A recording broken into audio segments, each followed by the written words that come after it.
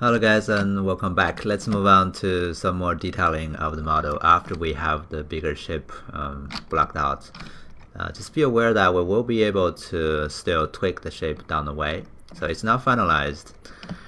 And to start with, we need to have more resolution because this is too low resolution. We cannot really do much with it. So back here to the geometry and then Dynamesh, let's crank that value up to quite a bit. So 512 will be the one I choose.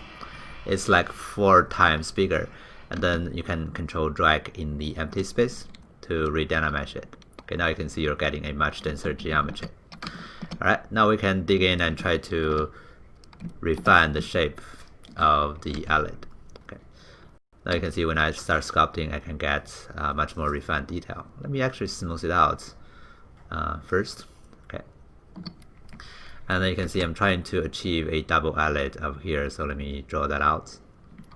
Alright, and also underneath it, I need to also refine the actual eyelid underneath it, and then I need to then try to figure out what's going on here, right? So right now I'm trying to look at my reference and see what's going on over there. Oftentimes you don't really know unless you have a reference, because for those kind of like detail, you can memorize how they looks like, but it's always you always can learn something with some reference. Okay, so there's no shame trying to look at reference and try to copy what's going on over there. Okay, right. Now at this stage, you also don't really have to worry too much about the detail. Okay, what you want to do is block out the detailed shapes, but don't worry too much about like those random geometries you're getting here. Like you don't have that much resolution to make them look super good, but that's totally fine because those gonna be be gone after you retopologize it. Okay, so the bigger shape is still the focus. We're just blocking in more details down the way. Okay, so what I'm trying to do here is figuring out the thickness of the eyelid. Where does it go, right? How thick it is towards the front. Okay, and how does the contour changes down the way? Okay, how round it is. Right. How does this arc looks like exactly from the reference? Okay. I'm using dam standard now to carve in the corner and then try to drag things around to get the correct shape I'm looking for. Okay, and let me get it in. Thinking there's kind of like another layer over here from my reference. Okay, and let me push it in. Okay, really try to figure out how this corner looks like. Right? How does this thing arcs? If you don't pay attention, you may end up with something totally random. Right? Have full control of everything. How do they go in and out? How does their contour looks like exactly? And try to figure out those things, and don't let it appears to be random, right? Try to control all these things. So yeah, let me smooth that out. And I don't see a lot of things happening here on my reference, so I'm just gonna have a nice and smooth arc. Okay, and I think the corner of the eye can go a little bit higher over here. Okay, and for the lower eyelid, you can use dam standard and holding down Alt to drag out a line here to indicate the thickness here. You can use edge polish to polish it in to be really specific on where does it transfer to the thickness of the eyelid, right? And then you can smooth it out to make it softer, of course, right? So some back and forth on that part. Okay, you also wanted to define like where the bottom of the eyelid goes eventually. You can use dam standard to carve in first, and then you can then smooth it out because it's not going to be a really sharp line, but you have to have some volume, something arcing around it. Okay, alright, and I can drag the corner in. Okay, alright, so I think I need just one more refinement here, because I see that the shape is more like something, it's hard to tell, but it's like you have this shape center here, and they're trying to push it in, smooth it out. Okay, figure out how this structure connects. Okay.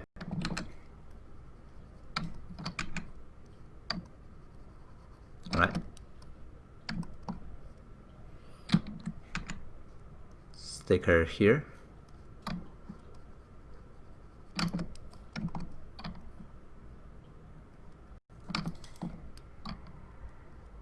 All right. So as long as it looks good from this distance, when you're looking at it from this angle, right, you don't worry about those bumpiness happening there, because those are just not possible to be done nicely with this geometry. We're gonna do more refinement after we have the topology, right? So don't worry about those wobbling happening here. That's not the focus here, and those can be actually disappear already when you retopologize it, because you just don't have that much topology to represent those things. So they will be gone eventually. So don't worry about this. Okay. I'm gonna have a little bit more sharpness here. I was holding down damp out while using damp standard to, make this part a little bit more sharper, because I see that in my reference. Okay. So gradually build that up.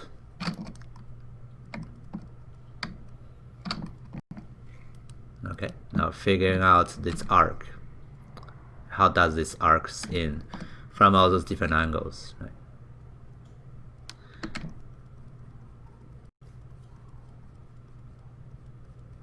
Right, try to make the turning more visible and stronger here, because that's what's appeared in my reference. Right.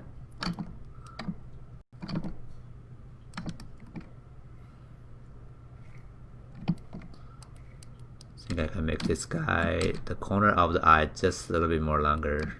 Okay, and then fill in some more stuff inside.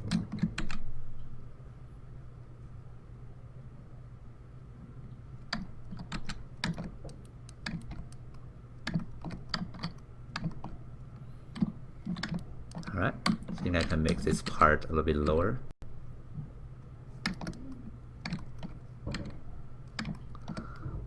Okay, and maybe that part just a little bit bigger. Okay. Alright, so now moving on down. Let me actually extend some of the structures here. I see that I do have a little visible winkle here. Not visible winkle, but it's more like the structure that's going down. Okay. Alright. And then moving on down here, I think the nose big shape is fine. Let me smooth it out and then try to figure out those visible creases, right? Something around here.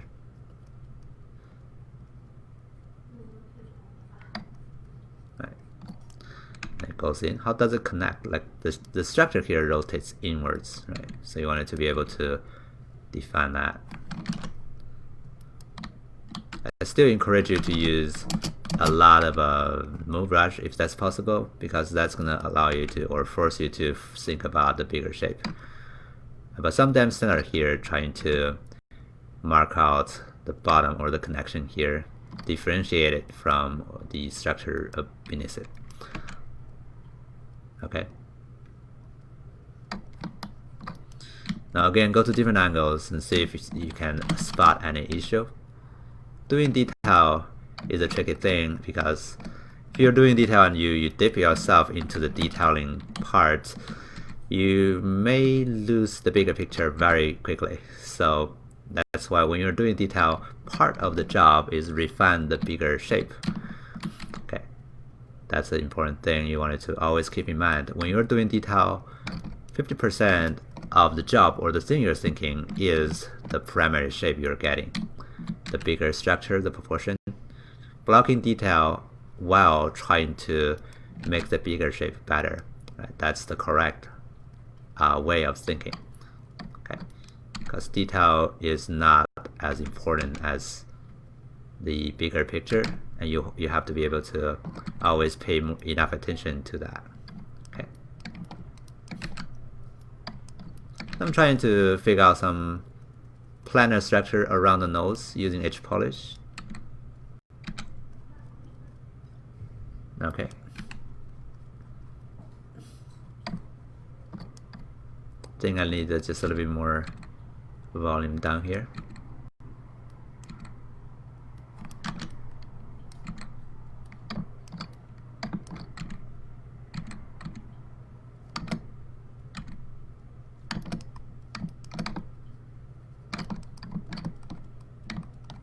Okay, I don't like this part going in that much, so let me drag it out. As soon as that.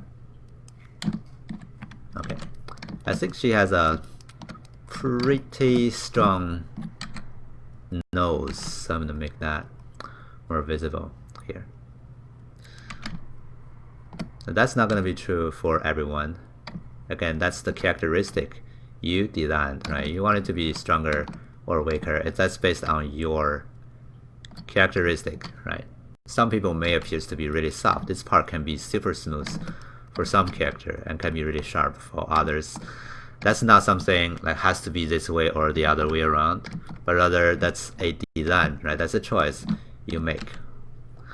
Let me just enhance the cheekbone a little bit more.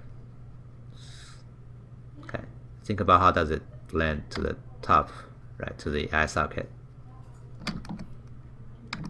All right. And give it a little bit more sharpness by using edge polish to polish it. Okay. Alright. Thinking I can also make some of the structures on the forehead more visible.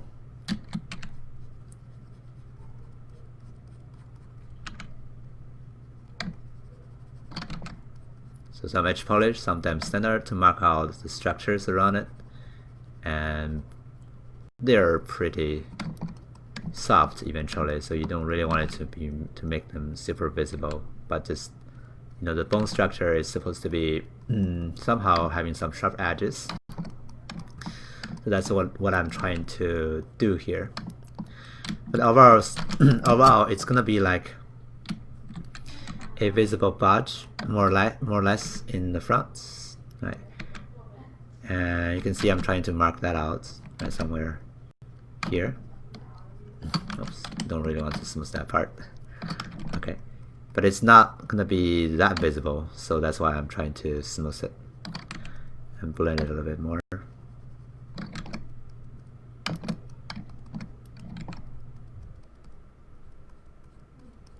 Trying to refine the contour. It will be more easy if you have like a skull model in front of you, then you can use that as reference to take a look at how does that part looks like. Copying from the reference might be excuse me, so copying the structure around it may not be as easy as you think because of the lighting from your reference. That could be really flat. Okay, so you kind of want it to be able to really find some real reference that does have that structure visible. Okay. Alright, so I'm gonna break this video now and moving on to the next. We're gonna move on down to the mouse part and refine that and other parts that we need to do more refining. Okay, see you next time.